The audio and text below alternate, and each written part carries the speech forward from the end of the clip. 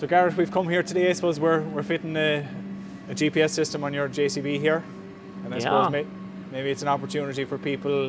We've got a bit of an inside view of your business today, and the monster that it is. No, I was going to say the disaster that it is just at the minute. Yeah. This is close to Christmas, and it's messy in there. Yeah, it's messy. No, it's a busy time for you, we can see. But I suppose, look, again, you built a massive business here. Your business is based in a rural area here in Northern Ireland. Yeah. Like our business, it's based in rural part of the world. But I suppose you have a lot of tractors here. Yeah. They're your props for your business, I suppose. Yeah, I suppose you could say fruits of the labour for the business, but they're also exactly what you say, props. We take them out, we use them, we video them, and we like to have them. I have a very simple business mind. Is if you do okay, or if you make a few quid, you put it back into the business. Don't siphon it all out for yourself. Now, I'm not saying that's right or wrong, because business is business and people have their way of doing it. But because my passion is the business, people say to me, "Oh, do you work? Do you take time off? Do you do this?" And I'm a wee bit like, "Well, this is time. When I go in here for a wee walk around, I kind of enjoy it." Yeah. Now, that makes me sad, and I'm sorry, but you've been lucky to be able to combine the passion with a business that's a very successful business. I think that's the one thing I would say stands out for our business here, and myself personally, I suppose, taking it away from the people, is my business has become my life and my passion, and a lot of things has rolled into one. The business side of it, the trying to grow a brand, the challenge of that, all of that keeps this bit ticking over. It keeps the grey matter going.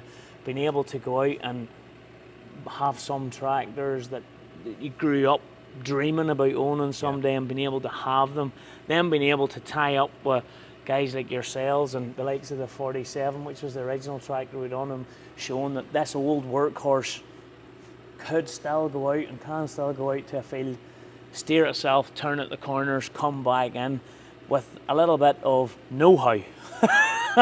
And guys that know what they're doing, a little bit of bringing that knowledge and into that, and I think that's more relevant now than it maybe has been with the way the current market trends are, prices, supply and demand issues.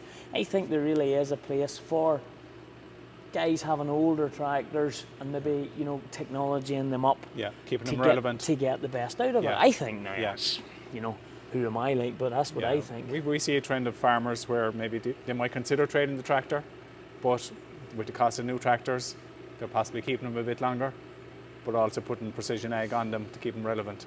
Yeah, but it's not only the cost.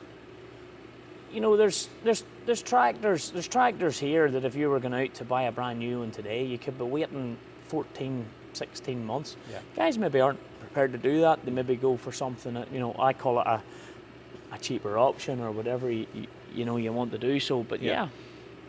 So maybe we might walk over and see Gareth. Of course we can. I suppose the real centre of your business, where all the merchandise is moving from. So I suppose the fast track, as you say, is getting a new system. Yeah. I think John will maybe tell us about that later, but I suppose in the background we're still filming. Yeah. We're filming it and we're documenting it from our point of view as well. And as we pass, you have a car park. You built up a big team. We have providing employment locally in a rural area. Yeah, it's important. We have a big team. I think we're something like 41 on the books, but now not all 41 are full time. We have a lot of students, a lot of ones that seasonal, but they would all be doing maybe something, every month, a few hours here and there, helping out in the evenings. But yeah, it's still you still cough some last Fridays in the month now. Yeah. Whenever the wages are going out, you're a little bit like, what? But yeah. So we're mid-afternoon here now, and we've seen a couple of vans coming in for collections, and we're in the middle of a farmyard. Yeah. And I suppose it's like and let's see, there's cows as well being milked here. Yeah. It's like a milk lorry coming in for the produce. Yeah. I suppose your key route to market is delivery companies. It is. We built around the brand. Obviously, we started with videos, and that was really it. But a decision was made a few years ago to promote the brand and try and grow the brand GRASSMEN, try and grow it as far as we could, and create the videos really for fun.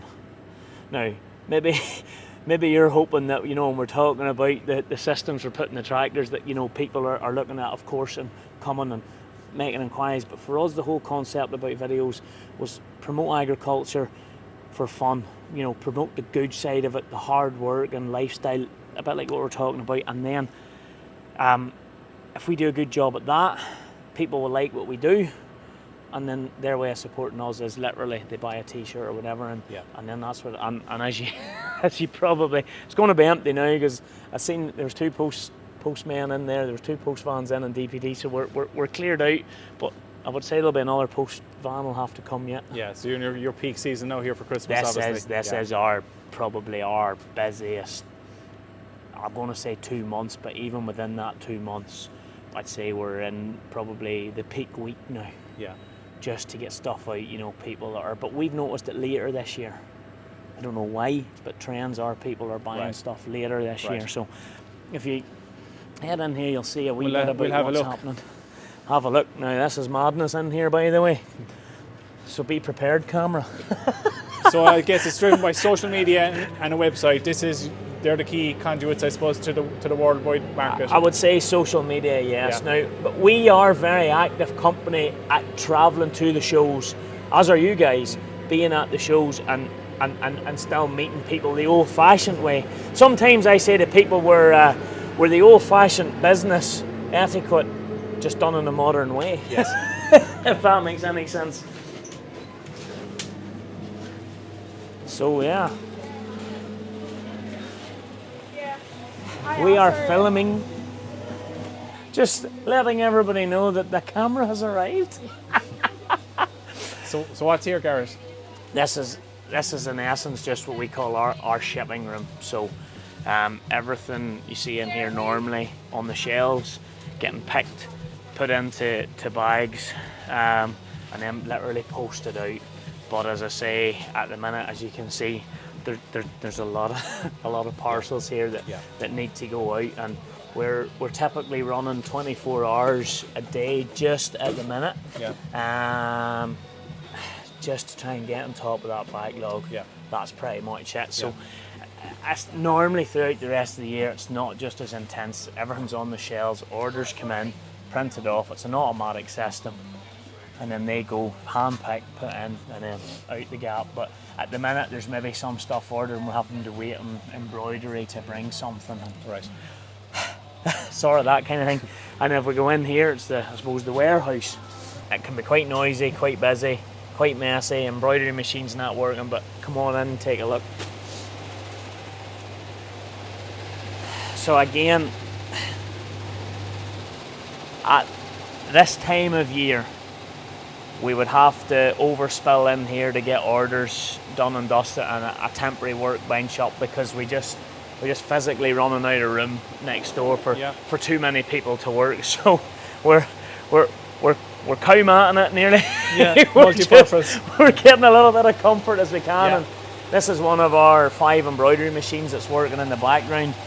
Our main embroidery room, which is over here, which the camera can go in and see, we've no room left in it to put another machine in. So we made the decision that we needed another machine, and it was very much a phone call to our supplier saying, how fast can you get us a machine? And it just got literally driven into the corner and set up till we see if we can get through the Christmas rush, and then we'll plan. When you get time again. Say you're doing overalls here, Gareth. How long does that process take for each one, roughly? Well, this particular one here is Sophie. How long does it take to run that particular logo? 37 minutes. There you go. Exact answer. Very always ask the person who knows the answer. That's the expert. So it takes 37 minutes to run that particular logo off, and obviously that'll be on that particular machine. That'll be those 4 will be needed, because we try never to run without all heads being filled. But that must be like 4 that's needed to go out in orders under with a bit of pressure on. What's a machine like that worth, Gareth? Your typical 6-head Bardon machine is 40 grand roughly in today's money.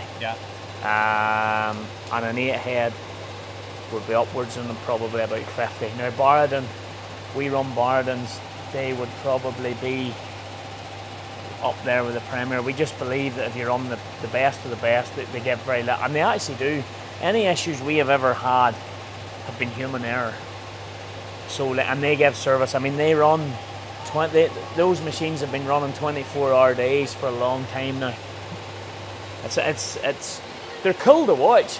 Like that machine's running at 900, so it's creating 900 stitches per minute. Yeah. The big number at the top is the stitch counts. There's 20,800 and whatever number you see there stitches, and that's how they run. But they can be troublesome. Yeah, there's a lot of moving parts, obviously. Yeah, they don't like damp. They don't like anything along those lines. Okay. So you do a lot of stitching or your own branding here. Then you put that on your. Pretty much garments. Everything we put out is our own brand. Yeah. Is there any more Royal Mail bags, guys? Yeah. I see another van in there. I think that was the third van in today, but we're our fourth maybe. Is that the third or fourth van today, Wendy? That's a third. Third van. But he'll have no bother getting it. There's not that much left now. Yeah. So, yeah. Impressive shelving system you have. Well, when you need, what is it they always say about farming mentality? Adapt, observe, and overcome. There's no, the mother of invention, or the mother of necessity is the birth of invention, and we needed the space, we needed it fast, and we hadn't time to think about fancy tables. So the pallets get brought into good use. Yeah. But they work. Yeah. All the different layers. They work different heights, you know. But we're not that miserable. We will buy a table at some point. So yeah. And you've one more room then, I suppose, for a larger. Yeah, the main room there, I suppose, if the camera can run on in front of us, maybe if it wants. That's the main embroidery room in here. So you can see there's a 6 head, an 8 head, and another 6 head in here. Yeah. And they just pretty much keep running all the time. Yeah. And as you can see, they don't constantly run. Like we've got thread breaks. You do get thread breaks. You have to change thread. You know, wee things like that there. Yeah. And that's sort of ongoing. Yeah. Being mechanically minded is important. So yeah, has its benefits here. Yeah. The issue with these machines are delicacy. Yeah. And I'm not great with delicacy. They are very fine-tuned machines. I mean, anyone that has a sewing machine, any farmer's wife that's used sewing and patching or whatever, obviously every time that needle goes down, it's the bobbin that's creating the loop, the stitch, and it's doing that 900 times a minute. So it is precision engineering to its absolute finest. Yeah. Pretty much. Yeah. Noisy when it all gets going, isn't it? I suppose we're heading towards the bit now that everybody knows. Yeah. The sort of the video side of the thing, where so that gives you a good idea. Maybe up here looking down. Yes. Gives you a wee bit of an idea just of the sort of levels of stock and that's needed, and we still don't have enough. Yeah. But what do you do? How many packs a day, Gareth, would leave here? At the minute, we're trying to get as many out the door. I mean, we're running between 1,500 and 2,000 packs behind, and we're struggling to get that number down because of orders coming in every day. On a normal day with 2 teams working 2 shifts, we're able to get about upwards in 600 sort of parcels out, but we could do with more, to be honest, going out just at the minute. Right. But now you have to remember this is peak season. Yes. You know. Yeah. It's not like that every day. I wish it was. Yeah. I don't know if I could cope if it was, but yeah. So you know, so that's a lot. It's a challenge, obviously, with stock coming in from your wholesalers or whatever, and then dividing that up again, and stock coming in and then moving. Working out what needs embroidered for what. Like, you know, there's a lot of stock here, sort of this side of the room, that, you know, can be made. So if someone wants a t-shirt and it's not in the shelf ready, well then we can work out and still get that made and out, you know, in a timely fashion, and that's just just another way of, you know, having blank stock and just trying to get through the orders as fast as you can, basically. So it requires really good people and say to manage that. Of that 600, Gareth, what countries is the product ended up in? Say, how far are they going? To be honest, at this stage, absolutely everywhere. Yeah. I think our current biggest challenge is Royal Mail. Royal Mail handles all of our deliveries, I suppose, direct from Northern Ireland to the UK, sort of like mainland UK, if you get what I'm saying. And their striking and all is making it very difficult. Europe, once we go beyond sort of UK and Ireland, we tend to lean on DHL. Okay. And there's items going everywhere. So like Norway, Sweden, Finland, Germany would be reasonably strong within those, and then further afield to like English-speaking countries, you know, like Australia, New Zealand, Canada, wherever. But of course, the big majority is UK and Ireland. Great. And it's handled mostly by, I suppose, DPD we use for that one. Yeah. So your production centre is here. This is, smile Courtney, you're on camera. This is what I often refer to this as the engine room. You know, the engine of the business. So it's driving, it's the engine, it's the heart of the operation for, you know, content and that, but it's still only as good as what it's connected up to. And the rest of the bits that we just looked at are the gearboxes and are the drive lines and whatever, and that's what makes it all work. So we're all as important as each other, and I think that's the one ethos we try to have in this business, that everybody, no matter where you're at, is important. So if we're under pressure, we all jump in and help in different departments. Like last night, we were under pressure getting orders out.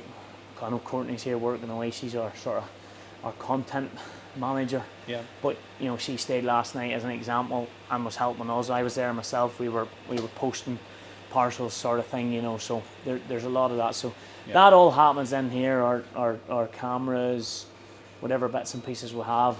Yeah. Cian has the most of them stolen away to Australia with him, so we're in Australia at the minute filming, and we have Tom in England based for us as well, so we've quite a bit going on. Yeah. And Craig, who's eating the heroes and the pot noodle, is actually filming the fast track getting the new system, and so is Catherine. Yeah. So they're out and about outside. So so key skills again here, obviously, just video editing and powerful computers, obviously hardware wise as well, to handle all the data. Yeah, our computers are pretty strong now.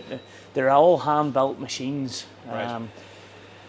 And we do update. I mean, this one of Craig's actually would have been the oldest one, but it was updated there. It was just took away and it gets the latest. And then we have companies that look after all that side of things. I mean, you're starting to get out of my comfort zone now. Yeah.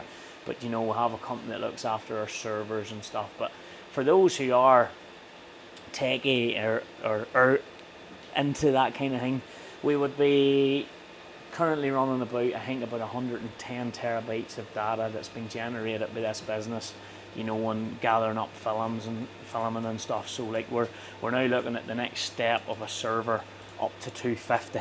Right. You know, and that's megabucks that people don't realise, and then you add your backup servers into that as well. All for content that we give out free basically, but it's still, as I said, it's the engine. Yes. And the engine doesn't work unless everything else is there. It drives everything here. Yeah, pretty much. Yeah. Great. So that's that. No, very impressive. That's it in a nutshell. Thanks very much for showing us anyway, Gareth. Thank you for coming. Pleasure. Cheers. Good man, thank you.